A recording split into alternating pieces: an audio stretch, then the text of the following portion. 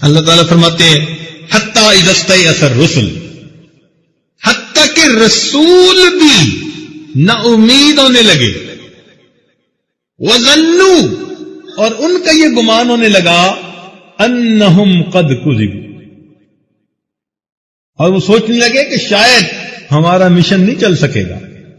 اللہ تعالیٰ فرماتے ہیں جاءہم نصرنا، تب ہماری مدد. یعنی اس پوائنٹ تک تو لے جاتے ہیں نا اللہ تعالیٰ کہ جہاں چاروں طرف پھر بندے کو اندھیرا نظر آنے لگ جاتا ہے.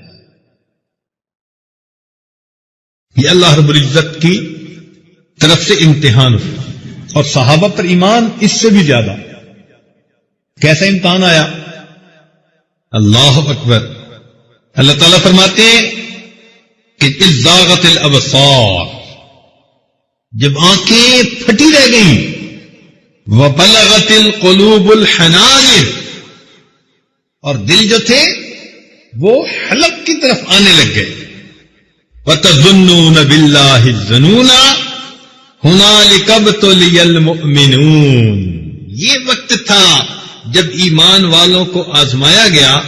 وَزُلْزِلُوا زِلْزَالًا شَدِيدًا، دیکھا، اور ان کو اچھی طرح جھنجھوڑا گیا، اچھی طرح جھنجھوڑا گیا. یا اللہ، کیا وقت ہوگا، صحابہ کا کیا حال ہوگا. اللہ اکبر کبیرہ. اس لیے جب نبی علیہ السلام صحابہ کو بدر کے میدان میں لے کر پہنچے نا، سامنے لوہے میں ڈوبی فوج ہے، تلواریں ان کے ہاتھوں میں، اور ادھر پورے 313 کے لشکر کے پاس 2 تلواریں، باقیوں کے پاس کچھ نہیں. تو صحابہ کو یوں محسوس ہو رہا تھا ہم تو موت کے منہ میں دھکیلے جا رہے ہیں. کأنما یساقون الی الموت وہم ینظرون، یوں لگتا تھا ہم تو موت کے منہ میں دھکیلے جا رہے ہیں اور ہم آنکھوں سے دیکھ بھی رہے ہیں. اس وقت اللہ کے محبوب رات کو تہجد کے بعد اللہ سے دعا مانگتے ہیں، سجدے میں سر ڈال. کیا دعا مانگی؟ اے اللہ، یہ تیرے بندوں کی جماعت ہے، اگر یہ جماعت آج ختم ہو گئی، لا تعبد بعد اليوم، تو پھر قیامت تک اللہ تیری عبادت کرنے والا کوئی نہیں. اتنی عاجزی سے دعا کی کہ صدیق اکبر عنہ کھڑے تھے، انہوں نے وہ دعا سنی تو ان کا دل بھر آیا، اور وہ کہنے لگے اللہ کے نبی اپنا سر اٹھائیے، اللہ تعالیٰ ضرور اس دعا کو قبول فرمائے. ایسی دعا مانگی کہ سننے والے کو ترس آ گیا. عزیز طلباء، انسان دین کی خاطر ایسا مجاہدہ کرے کہ خالق اور مخلوق دونوں کو بندے پہ ترس آنے لگ جائے. ایسی زندگی گزارے کہ خالق اور مخلوق دونوں کو بندے پہ ترس آنے لگ جائے. ایسی زندگی گزارے. اور صحابہ کرام نے واقعی ایسے کیا. چنانچہ انہوں نے دین کی خاطر بہت مشقتیں اٹھائی. جب صلح حدیبیہ کے لیے نبی علیہ السلام تشریف فرما تھے تو سہیل جو تھے وہ کافروں کی طرف سے آئے. تو سہیل سہل سے نکلے آسانی سے. تو نبی علیہ السلام نے پوچھا کون آیا؟ جی سہیل. فرمایا اب اللہ تعالیٰ آسانی کر دے گا. ماشاء اللہ، نام کا بھی اثر دیکھو، اب آسانی ہو جائے گی. تو شرائط طے ہوئی. ان شرائط میں کیا طے ہوا کہ جو کوئی آدمی کافروں میں سے مسلمانوں کے جائے گا اسے واپس کیا جائے گا، جو مسلمانوں میں سے واپس کافروں کی طرف آئے گا اسے واپس نہیں کیا جائے گا. اور نبی علیہ السلام نے اس معاہدے کو قبول فرما لیا. اور اللہ تعالیٰ نے فرمایا انا فتحنا لک فتحا. اللہ اکبر. ایسی فتح مبین تھی یہ. مگر صحابہ حیران ہے کہ نبی علیہ السلام نے اس طرح دب کے کیوں عمل یہ کر لیا. اور ابھی یہ لکھا جا رہا تھا معاہدہ لکھا جا رہا تھا کہ سہیل کا اپنا بیٹا، اس کا نام تھا ابو جندل، اور ان کو والد نے گھر کے اندر بیڑیاں لگائی ہوئی تھی اور تکلیف دیتا تھا. وہ ان بیڑیوں کو کہیں سے یعنی کاٹ کے اور اپنے آپ کو چھڑوا کے وہ بھی وہاں پہنچ گیا نبی علیہ السلام کے پاس. اب ابو جندل جو سوچنے لگے کہ بس میں آقا کی خدمت میں آ گیا ہوں، اب آقا مجھے اپنی امان میں لے لیں گے. سہیل کہنے لگا کہ جی ابھی تو معاہدہ لکھا جا چکا، اس کو واپس کریں. نبی صاحب نے فرمایا دستخط تو نہیں ہوئے. اس نے کہا میں تو دستخط نہیں کروں گا اس کے اوپر جب تک واپس نہیں کریں گے. نبی علیہ السلام نے یہاں تک فرمایا کہ میری خاطر اسے میرے پاس رہنے دو. کہنے لگا نہیں. چنانچہ نبی علیہ السلام نے ابو جندل کو واپس کر دیا. آپ ذرا تصور میں وہ منظر لائیں کہ ایک طرف مسلمانوں کی جماعت ہے، ایک طرف کافر ہیں، اور کافر کے سردار کا بیٹا جو گھر سے دوڑ کے آیا تھا اس کو اللہ کے نبی پھر واپس کر دیتے ہیں. چنانچہ جب واپس کیا تو ابو جندل کو اس کے باپ نے سب کے سامنے تھپڑ لگانے شروع کر دی، ادھر سے سزا دینی شروع کر دی. اب ابو جندل رو رہے ہیں تو نبی علیہ السلام کا دل کتنا مغموم ہو رہا ہوگا، صحابہ کے دل پہ کیا گزر رہی ہوگی کہ یہ نوجوان جو دین کو اپنا چکا آج سب کے سامنے اس کی انسلٹ بھی ہو رہی ہے، اور اس کے والد نے یہیں سے اس کو سزا دینی شروع کر دی. ابو جندل جو ہیں روتے ہوئے جا رہے ہیں اور اللہ کے محبوب فرما رہے ہیں ابو جندل اللہ آسانی فرمائے. ابو جندل پھر واپس، پھر باپ نے لا کے باندھا اور پھر ان کو سزائیں دیتا تھا. اچھا ادھر سے کیا ہوا؟ ایک اور نوجوان تھے، ان کا نام تھا ابو بصیر. وہ بھی اپنے مالک سے جان چھڑا کے نبی علیہ السلام کی خدمت میں آ پہنچے مدینہ طیبہ. نبی علیہ السلام نے ادھر سے معاہدہ کر لیا تو آپ نے فرمایا کہ ابو بصیر میں نے تو وعدہ کر لیا، میں نے تو کفار کے ساتھ ایگریمنٹ کر لیا، تو میں تو تمہیں اپنے پاس نہیں رکھوں گا. اور ان کو بھی پتہ چل گیا کہ اگر کافروں نے کوئی بندہ بھیج دیا تو جیسے ابو جندل کو واپس بھیج دیا گیا ہے مجھے بھی نبی السلام واپس بھیج دیں گے. نبی السلام نے فرمایا ابو بصیر میں جنگ کی چنگاری بھڑکانے والا نہیں ہوں کہ تجھے رکھوں اور آگ لگا لوں. تو وہ پہچان گئے. چنانچہ اب وہ بھی نبی علیہ السلام کے پاس نہیں رہ سکتے. اب ابو بصیر کے بارے میں ذرا سوچیں کہ ان کے دل پہ کیا گزر رہی ہوگی کہ سب کچھ چھوڑ چھڑا کے یہاں پہنچے، اب جس آقا کے پاس آئے وہ بھی اپنے پاس نہیں رکھ رہے. ابو بصیر وہاں سے چلے، کہاں جاؤں؟ خیال آیا سمندر کے کنارے. مدینہ سے چلے سمندر کے کنارے آ گئے. کچھ دنوں بعد ابو جندل کو پتہ چلا، وہ بھی گھر سے بھاگے اور سمندر کے کنارے. چند اور دیوانے یہاں مل گئے. ان دیوانوں نے مل کے سوچا کہ بھائی اب ہمارے اوپر تو کسی کا کوئی شرط نہیں، اختیار نہیں، ہمیں تو گھر سے نکالا، ہم ان کافروں کا تو ذرا حساب کتاب کریں نا. ان کے تجارتی قافلے وہاں سے گزرتے تھے، انہوں نے ایک پہ حملہ کیا، دوسرے پہ ان کی چیزیں چھینی، تو کافر پریشان ہو گئے. چنانچہ کافروں نے نبی علیہ السلام کی خدمت میں پیغامبر بھیجا، نمائندہ بھیجا کہ جی آپ ان نوجوانوں کو اپنے پاس بلا لیں، چلو آپ کے پاس آ جائیں گے تو کسی قانون کے پابند تو ہوں گے نا، انہوں نے تو ہمارا جینا حرام کر دیا. تو جب ان کی طرف سے پیغام آیا تو نبی علیہ السلام نے خط لکھا اور ابو بصیر کی طرف بھیجا کہ ابو بصیر میرے پاس آ جائے. کہتے ہیں کہ ابو بصیر رضی اللہ تعالیٰ عنہ سمندر کے کنارے تھے، نہ بستر تھا نہ مکان تھا، ٹھنڈی ہوائیں تھیں اور ان کو بخار ہو گیا تھا. اور جس بندے کو بخار ہو اس کو تو بغیر ہوا کے بھی ٹھنڈ لگ رہی ہوتی ہے. ٹھٹر رہے تھے اور لیٹے ہوئے تھے اور کوئی یارو مددگار نہیں، نہ کوئی دوا دینے والا نہ کوئی غذا دینے والا. اس حالت میں جب وہ لیٹے ہوئے تھے، نبی علیہ السلام کا ایک نمائندہ ان کے پاس نبی علیہ السلام کا پیغام لے کے، کہتے ہیں کہ وہ وسیع اللہ عنہ لیٹے ہوئے تھے، انہوں نے کھول کے رکے کو پڑھا اور پڑھتے پڑھتے وہ رکا ان کے سینے پر گرا اور ان کی روح برباد۔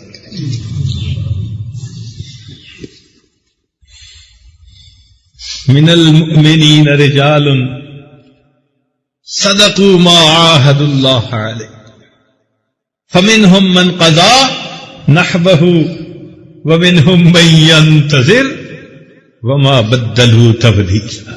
کیسے لوگ تھے؟ زندگی کی حقیقت کو سمجھ لیا تھا، اس لیے اللہ کے لیے سب مشقتیں یہ برداشت کرنا تھا۔ آپ خود سوچیں کہ صدیق اکرام کو دین کی خاطر کتنی تکلیف پہنچائی گئی۔ گھر میں ایک آدمی دوڑا ہوا آیا، اپنے صاحب کو تو دیکھو، وہ مسجد میں ہیں اور کفار ان کا کیا معاملہ کر رہے ہیں۔ صدیق اکبر بھاگے مسجد میں، دیکھا کہ کافر لوگ نبی علیہ الصلوۃ والسلام کو بہت تکلیف پہنچا رہے تھے۔ فرمایا اتقتلون رجلا ان یقول ربی اللہ، اللہ اکبر، یہ وہاں کہا۔ بس کافروں نے کیا کیا؟ ان کو تو چھوڑا اور ابو بکر کے گرد آ گئے، اور ابو بکر صدیق رانو کو اتنا مارا کہ وہ بے ہوش ہو کے گر گئے، بے ہوش ہو کے گر گئے۔ اللہ اکبر کر۔ عتبہ بن ربیعہ کافروں کا ایک سردار تھا اور موٹا تھا۔ کتابوں میں لکھا ہے کہ جب وہ صدیق لانو بے سود پڑے ہوئے تھے، وہ آپ کے پیٹ کے اوپر چڑھا اور چڑھ کے اوپر جمپ لگاتا اور جوتوں کے ساتھ پیٹ کے اوپر ان کو ٹھوکر لگاتا۔ اب آپ سوچیں ایک بندہ بے سود لیٹا پڑا ہو، اس کے پیٹ پہ کوئی چڑھ جائے اور چڑھ کے پھر جمپ لگا کے اپنے جوتے نہیں، اور اس کی موٹی موٹی ایڑیاں تھیں، ان ایڑیوں کے ساتھ پیٹ پہ ضرب لگاتا تھا لیٹے ہوئے۔ جب تھک گیا تو اس بدبخت نے کیا کیا کہ جوتا اتارا اور اس جوتے کے ساتھ صدیق اکبر عنہ کے چہرے پہ مارنا شروع کر دیا۔ چہرے پہ اتنا مارا کہ چہرہ سوج گیا اور صدیق اکبر پہچانے نہیں جاتے تھے۔ ہر بندے کا خیال تھا کہ بس ان کی جان چلی گئی۔ جب ان کو یقین ہو گیا کہ اتنا مارا ہے، اس وقت وہ وہاں سے گئے۔ جب وہ وہاں سے گئے تو بنو تمیم جو ان کے قبیلہ کے لوگ تھے وہ آ گئے اور انہوں نے اعلان کر دیا کہ اگر ہمارا یہ بندہ مر گیا تو اگرچہ ہم کافر ہیں مگر ہم اس کا بدلہ لیں گے۔ تو وہ ان کو اٹھا کے ان کے گھر لائے، صدیق اکبر عنہ کو اٹھا کے گھر لائے۔ ایک دن پورا بے ہوش رہے، وہ کافر بھی رشتہ داری کی وجہ سے وہاں بیٹھے رہے، ہوش ہی نہیں۔ ایک دن کے بعد ہوش آیا۔ حدیث پاک میں آتا ہے کہ ہوش میں آتے ہی سب سے پہلی بات انہوں نے پوچھی کہ نبی علیہ الصلوۃ والسلام کی سال میں، سب سے پہلی بات پوچھی کہ نبی علیہ السلام کے سال میں۔ کافروں نے یہ سنا تو وہ تو سب وہاں سے چلے گئے کہ جن کی خاطر اتنی تکلیفیں اٹھائیں، آنکھ کھلی تو انہی کے بارے میں پوچھتے ہیں۔ اپنی ان کی والدہ ام خیر کو کہہ گئے کہ ام خیر اس کو کچھ کھلا پلا دینا، اتنا وقت گزرا کچھ نہیں کھایا پیا۔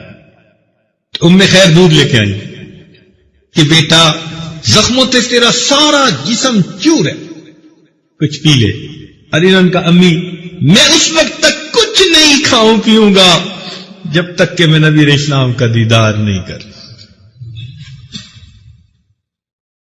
اس نے کہا مجھے کیا پتا کہ ان کا کیا معاملہ، وہ کہاں پہ ہیں، مجھے کیا پتا کہ وہ کہاں پہ ہیں۔ تو فرمان لگے کہ اچھا آپ ام جمیل کے پاس جاؤ جو عمر لانو کی بہن تھی جو اسلام لے آئی تھی کہ ام جمیل سے پتہ کر لیں جا کے. چنانچہ ام خیر ماں تھی، تڑپی، کافرہ تھی مگر چلی. چنانچہ جا کے ام جمیل سے پوچھا کہ ام جمیل مسلمانوں کے پیغمبر کہاں ہیں؟ میرا بیٹا تو دودھ بھی نہیں پی رہا. وہ سمجھی کہ یہ کافرہ ہے اور مجھ سے پوچھنے آ گئی ہے تو پتہ نہیں کوئی راز ہی نہ کھل جائے. انہوں نے اپنے آپ کو چھپایا. کہنے لگی مجھے کیا پتا کون کہاں ہے، مجھے کیا پتا کون کہاں ہے. اس نے کہا پھر؟ کہنے لگے اچھا میں چلو تیرے ساتھ چلتی ہوں تاکہ تیرے بیٹے کا حال پوچھ لوں. تو ام جمیل بہانے سے ام خیر کے ساتھ آ گئی اور آ کے ابو بکر کو دیکھا تو وہ بھی رونے لگ گئی ان کی حالت کو دیکھ کے. تو ابو بکر صدیق نے کہا کہ نہیں، اماں تو میری ہے نا، فکر مت کرو، بتا دو کہاں ہے. ان کا جی دار ارقم میں خیریت سے ہے. کیونکہ صدیق اکبر کو نہیں پتا تھا کہ میرے ساتھ کیا ہوا تھا تو نبی علیہ السلام کے ساتھ کیا ہوگا. تو جب انہیں پتا چلا کہ نبی علیہ السلام دار ارقم میں خیریت سے ہیں، کہا امی جب تک مجھے لے نہیں جاؤ گی اور میں نبی علیہ السلام کو نہیں دیکھوں گا میں کچھ نہیں کھاؤں گی. ماں رات کا وقت ہے، کہنے لگی بیٹا کیسے لے کے جائے، چل کے جا نہیں سکتے. چنانچہ ایک طرف ام جمیل نے سہارا دیا اور دوسری طرف ام خیر نے سہارا دیا اور صدیق لانو پاؤں گھسیٹتے گھسیٹتے اس طرح دار ارقم میں پہنچے. دار ارقم جیسے کھلا، نبی علیہ السلام نے صدیق اکبر کو دیکھا، یہ رسوجا ہوا ہے، کافروں نے اتنا مارا تھا اتنا مارا تھا. تو نبی علیہ السلام آگے بڑھے اور نبی علیہ السلام نے صدیق اکبر کے ماتھے کو بوسہ دیا، ماتھے کو چوما. کتابوں میں لکھا ہے جب نبی علیہ السلام کے ماتھے کو چوما تو صحابہ سب کے سب ان کے اوپر جھک گئے. انہوں نے بھی اس چہرے کو چومنا شروع کر دیا. اتنی تکلیفیں ملتی تھی مگر وہ سمجھتے تھے کہ کھالے کھچوا کے اور بوٹیاں نچوا کے اگر ہم جنت جا پہنچے تو پھر بھی ہم نے اللہ تعالی کے ساتھ سستا سودا کر لیا. حضرت خباب بن الارت کے ساتھ کیا ہوا، بی بی سمیہ کے ساتھ کیا ہوا، سیدنا بلال عنہ کے ساتھ کیا ہوتا تھا. ذرا ان واقعات کو پڑھتے جائیں اور سوچیں کہ ان حضرات نے دین کی خاطر کیا کیا قربانیاں دی. یہ وہ لوگ تھے جو حقیقت کو سمجھ چکے تھے کہ ہمیں اس دنیا میں ہر مشقت کو اٹھانا ہے اور اپنے رب کو بالآخر ہم نے منانا. اور یہی سلسلہ پھر بعد میں علماء کے ساتھ رہا. امام مالک رحمت اللہ علیہ امام دار الہجرہ ہیں اور ابو جعفر منصور نے ان کے چہرے پر سیاہی لگوائی اور ان کو بٹھا دیا سواری پر. اور بعض کتابوں میں ہے کہ گلے کے اندر جوتوں کا ہار بھی ڈال دیا. امام دار الہجرہ کو پھرایا جا رہا ہے اور ان کا حال دیکھو کہ وہ فرماتے ہیں کہ لوگوں جس نے مجھے پہچانا اس نے پہچان لیا اور جس نے نہیں پہچانا وہ سن لے کہ میں مالک ابن انس. دین کی خاطر ان کے ساتھ یہ ہو رہا تھا اس سرزمین پر کہ جہاں وہ چلتے تھے تو پاؤں بھی آہستہ رکھتے تھے کہ کہیں محبوب کے قدموں کے نشان پہ میرا پاؤں نہ آ جائے. سیدنا امام اعظم ابو حنیفہ رحمۃ اللہ علیہ جیل سے ان کا جنازہ نکالا گیا. امام احمد بن حنبل رحمۃ اللہ علیہ کے ساتھ کیا ہوا، کوڑے لگائے گئے مسئلہ خلق قرآن کے اوپر. یہ لوگ تھے جنہوں نے مقصد زندگی کو سمجھ لیا تھا. یہ دین کی حفاظت کرنے والے لوگ تھے، جانتے تھے کہ ہم دنیا میں آئے ہی آزمائش کے لیے. یہ آزمائش کا گھر ہے، ہر ایک کو آزمایا جائے گا. مگر ان تمام تکالیف میں انہوں نے کتاب و سنت کو سینے سے لگائے رکھا، جمے رہے استقامت کے ساتھ.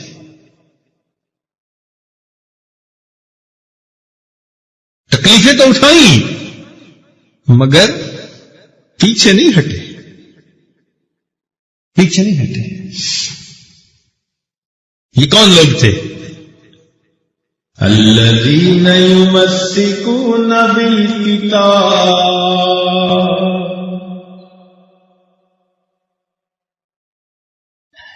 ان کو تمسک بالکتاب نصیب تھا، تھام لیا تھا انہوں نے کتاب کو، سینے سے لگا لیا تھا، قربانیاں تھی۔ پر جوانوں کی باتیں کر رہے ہیں، بوڑھوں کا حال دیکھیں۔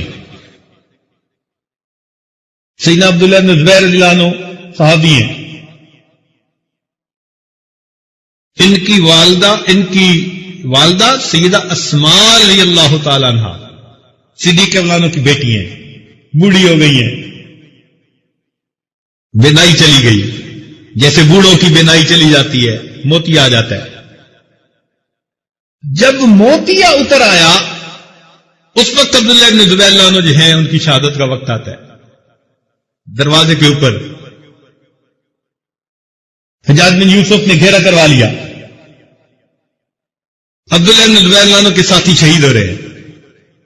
عبداللہ بن زبیر اللہ عنہ جو ہے ان کو یقین ہو گیا کہ ابھی تھوڑی دیر کے بعد مجھے شہید ہو جانا ہے، تو دل میں خیال آیا میں گھر کے دروازے پہ ہوں، میں اندر جا کے اپنی اماں سے آخری مرتبہ دعا تو لے لوں۔ تو عبداللہ بن زبیر رضی اللہ تعالیٰ عنہ اپنے گھر میں آتے ہیں اور اپنی والدہ کو آ کے بتاتے ہیں کہ امی میں تھوڑی دیر کے بعد شہید ہونے والا ہوں۔ اب بتائیے اگر آج کی کسی ماں کو بتایا جائے تو کیا حال ہوگا؟ مگر یہ وہ ماں تھی جس نے نبی علیہ السلام کا دیدار کیا تھا، جس نے آخرت کی حقیقت کو سمجھا تھا، وہ جانتی تھی کہ دنیا میں ہم ہیں ہی قربانی۔ اس نے پوچھا بیٹا کیا تو حق پہ ہے یا باطل پہ؟ تو بیٹے نے کہا کہ اماں آپ جانتی ہیں کہ میں حق کے اوپر کھڑا ہوں استقامت کے ساتھ۔ کہ بیٹا اگر تم حق پر ہو تو تمہیں ڈر کس بات کا؟ ماں ہمت بنا رہی ہے جوان بیٹے کا، کس بات کا ڈر ہے؟ اماں مجھے ڈر لگتا ہے کہ یہ مجھے جب شہید کریں گے تو میری لاش کا مسلح کر دیں گے، یعنی میری شکل بگاڑ دیں گے۔ تو ماں کہتی ہے کہ بیٹا جب بکری کو ذبح کر دیا جائے تو پھر اس کی کھال اگر اتار لی جائے تو بکری کو تکلیف نہیں ہوا کر، جب تمہیں شہید کر دیا جائے گا پھر جو تمہارے جسم کے ساتھ کیا جائے تمہیں اس کی کیا پرواہ۔ ماں ہمت بنا رہی ہے بیٹے کی، ماں ہمت بنا رہی ہے۔ بیٹا کہتا ہے کہ اچھا اماں میں اب جا رہا ہوں، دعا کیجئے گا۔ تو ماں اس وقت اپنے بیٹے کے لیے تین باتیں کرتی ہے۔ اللہ کیا جوان بیٹا ہوگا، اپنے بیٹے کے بارے میں اسماء لانا یہ دعا کرتی ہے اللہ کے حضور، تین باتیں کہیں۔ اے اللہ تو جانتا ہے یہ میرا وہ بیٹا ہے جو سردیوں کی لمبی راتوں میں ساری رات مصلے پہ کھڑا ہو کر قرآن پڑھنے میں رات گزار دیا۔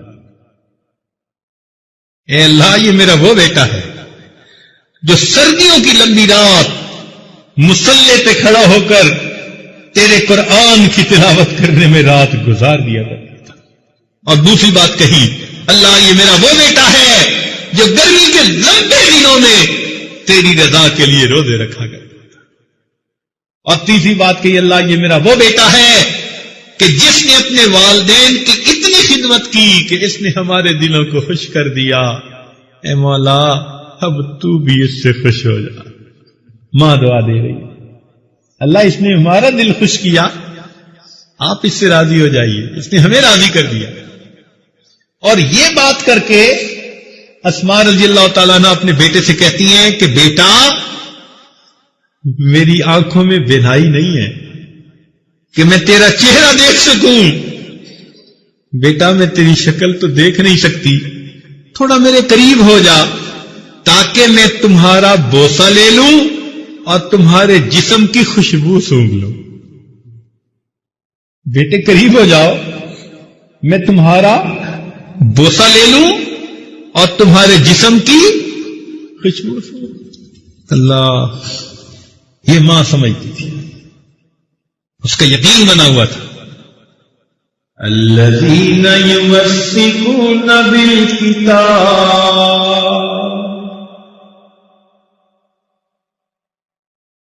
یہ وہ لوگ تھے جنہوں نے واقعی تمسک بالکتاب حاصل کر لیا، ڈٹے رہے، انہوں نے کتاب کو سینے سے لگائے رکھا.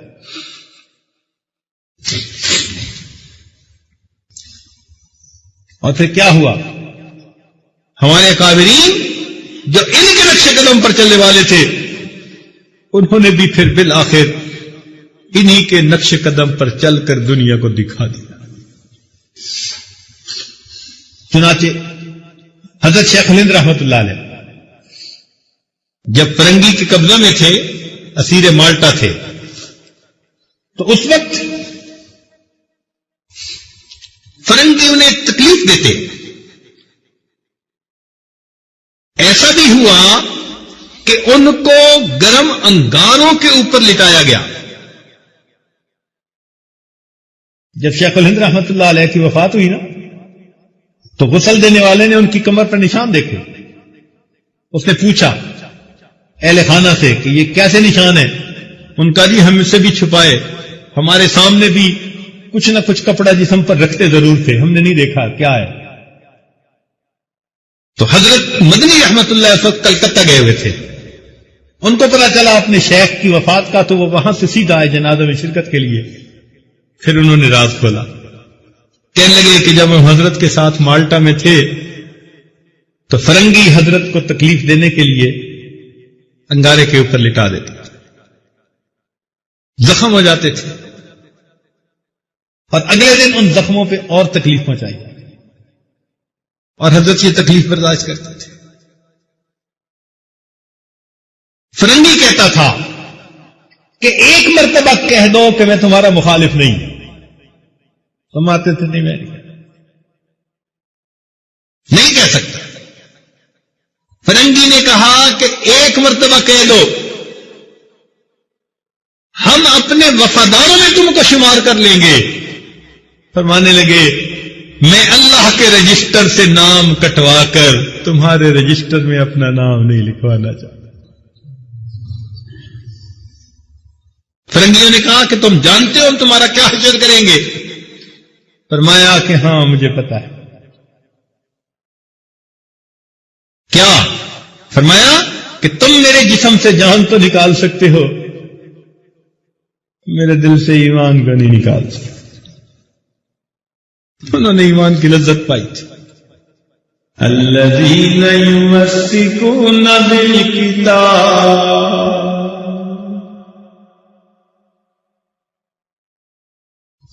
کیسے لوگ تھے.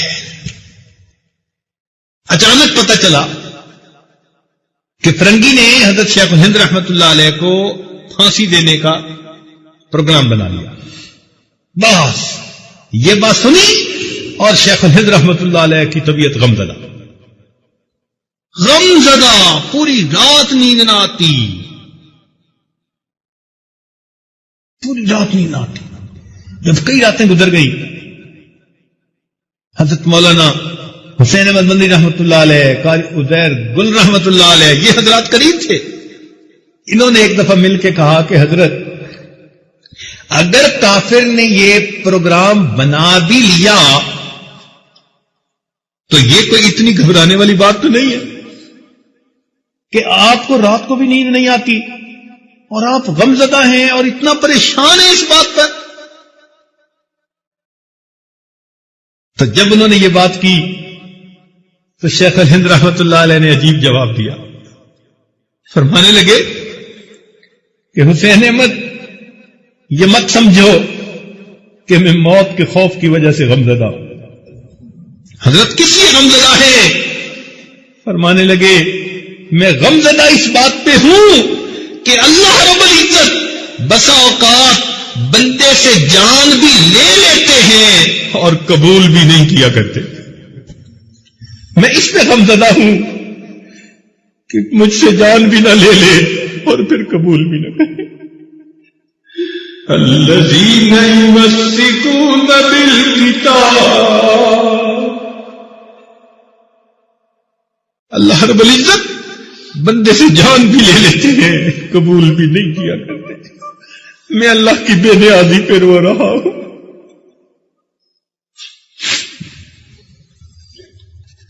الذین یمسکون بالکتاب. عزیز طلباء, یہ ان اکابر کا راستہ ہے. ہم کمزور ہیں, اللہ رب العزت سے عافیت مانگتے ہیں, سہولت مانگتے ہیں, لیکن کم از کم اتنا تو ہم اپنے اوپر مشقت اٹھائیں کہ نفس کی خواہشات سے اپنے آپ کو بچائیں. اگر ہم نے اپنے آپ کو نفس کی خواہشات سے بچا لیا اور یہ زندگی کا وقت گزار لیا تو بس یقین سمجھ لو کہ ہم نے بہت بڑی کامیابی حاصل کر لی.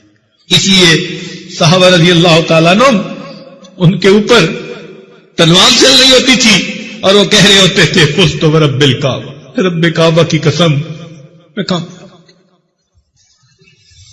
بشیر لانو بچے ہیں, لڑکے ہیں, ماں باپ کے ساتھ ہجرت کی. ذرا توجہ سنیے, توجہ سے سنیے گا. ماں باپ کے ساتھ ہجرت کی. اللہ کی شان, مدینہ پہنچے تو ماں فوت ہو, اب اکیلا والد ہے. چھوٹے بچے ہیں, اکیلے والد کے ساتھ زندگی گزار رہے ہیں. جب نبی علیہ السلام جہاد کے لیے نکلے تو اس چھوٹے بچے کو چھوڑ کر اس کے والد بھی نبی علیہ السلام کے ہمراہ ہو. وہ چھوٹا سا بچہ ہے, چند سال کا, 8-7 سال کا بچہ. اس کے والد بھی جہاد میں چلے گئے. بچے کو کیا پتا جہاد میں کیا ہوتا ہے؟ وہ تو سمجھا تھا کہیں گئے ہوں گے اور تھوڑی دیر کے بعد واپس آ جائیں گے. اب صحابہ جب جہاد سے واپس آئے تو ان کے والد وہاں شہید ہو گئے. بشیر لانو ایک چٹان کے اوپر چڑھ کے بیٹھ گئے اور آنے والے قافلے کا انتظار کرنے لگے کہ آنے والا قافلہ آ رہا ہے, میرے ابو آئیں گے, مجھے بوسہ دیں گے, مجھے سینے سے لگائیں گے. وہ میرے والد بھی ہیں, میری ماں بھی ہے. سارا قافلہ آ جاتا ہے, اللہ کے نبی آ جاتے ہیں, مگر بشیر لانو کو ان کے والد نظر نہیں آتے. چھوٹا سا بچہ نبی علیہ السلام کی خدمت میں حاضر ہو گیا. اے اللہ کے نبی, اینا ابو, میرے ابو کہاں ہے, میرے ابو کہاں ہے؟ نبی علیہ السلام نے فرمایا یا بشیر اما ترضا, کیا تو اس پہ راضی نہیں کہ میں تیرا باپ بن جاؤں اور عائشہ تیری ماں بن جائے؟ الذین یمسکون بالکتاب.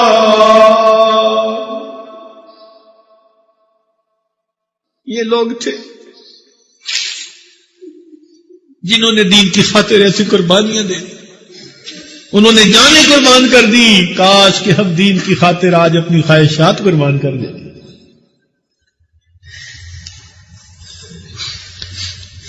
الذین یمسکون بالکتاب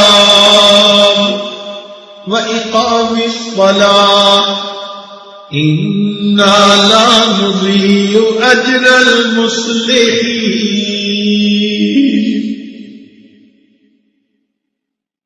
اللہ فرماتے ہیں ہم ایسے مصلحین کے اجر کو ضائع نہیں کیا کرتے.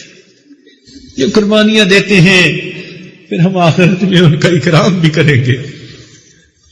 اللہ رب العزت آپ کا یہاں آنا قبول فرمائے.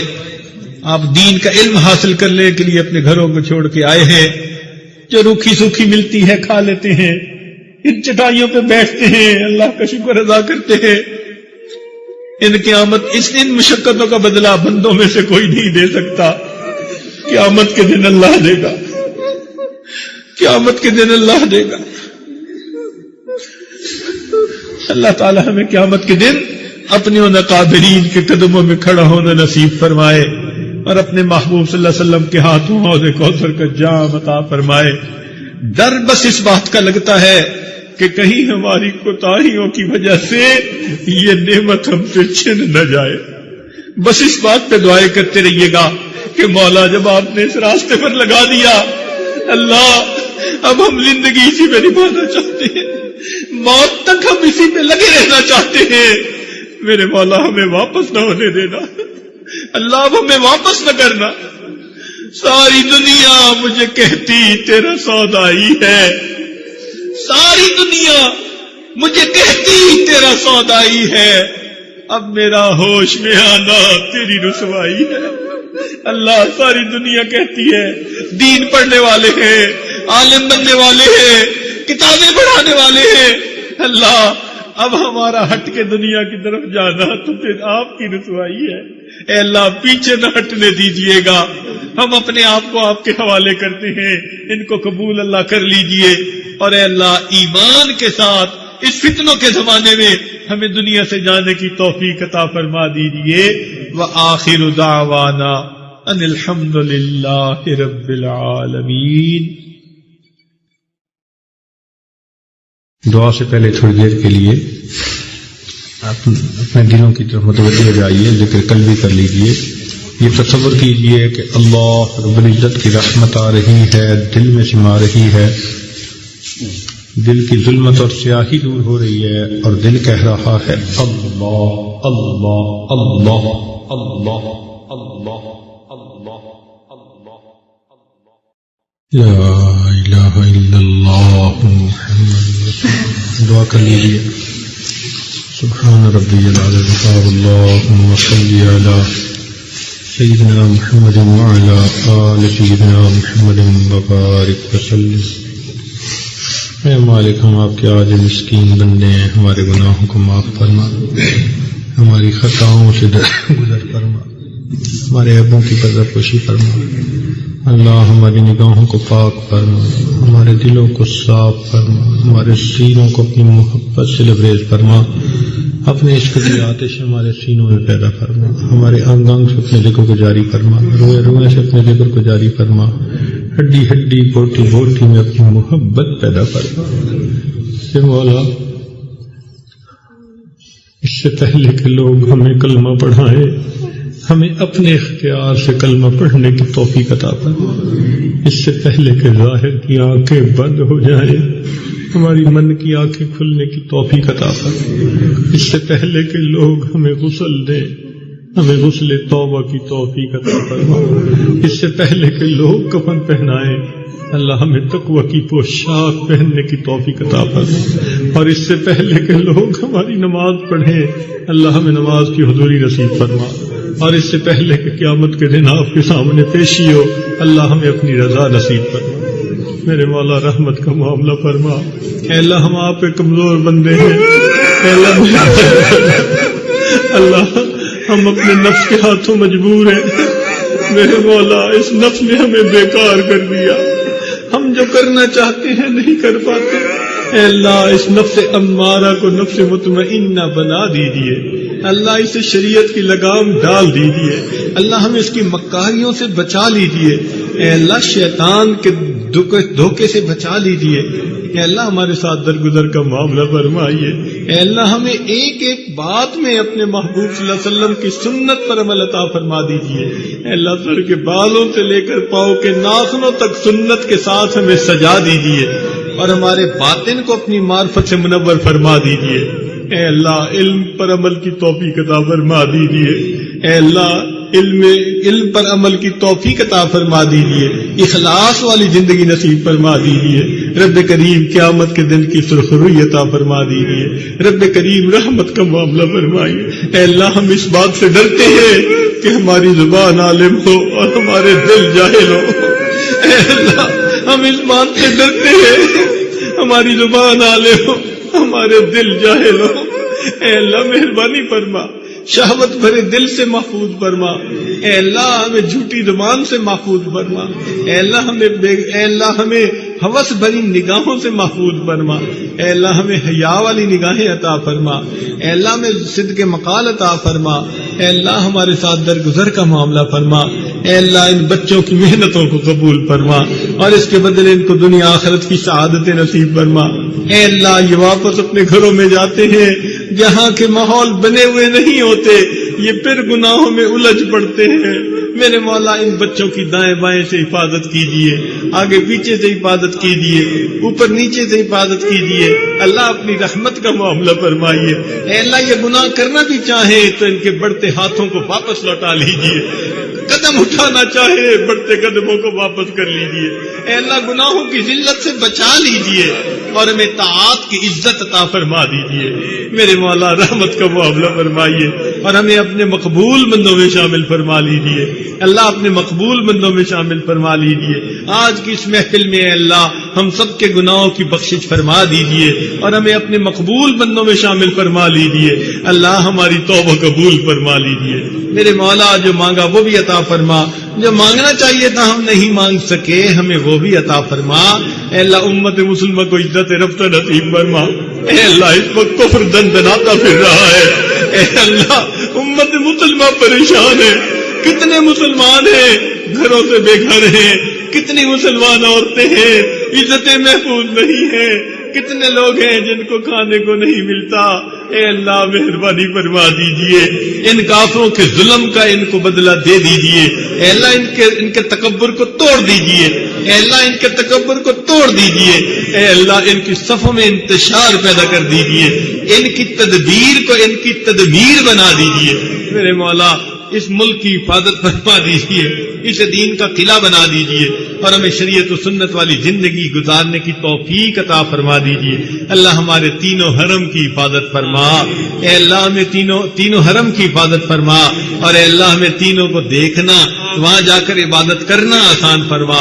میرے مولا جنہوں نے دعاؤں کے لیے کہا اپنی رحمت سے ان سب کی نیک حاجات کو پورا فرما۔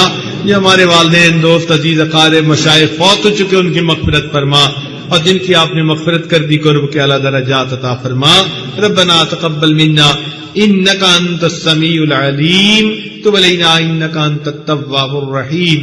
صلی اللہ تعالی علی حبیبہ سیدنا محمد وآلہ واصحابہ اجمعین برحمتک یا ارحم الراحمین۔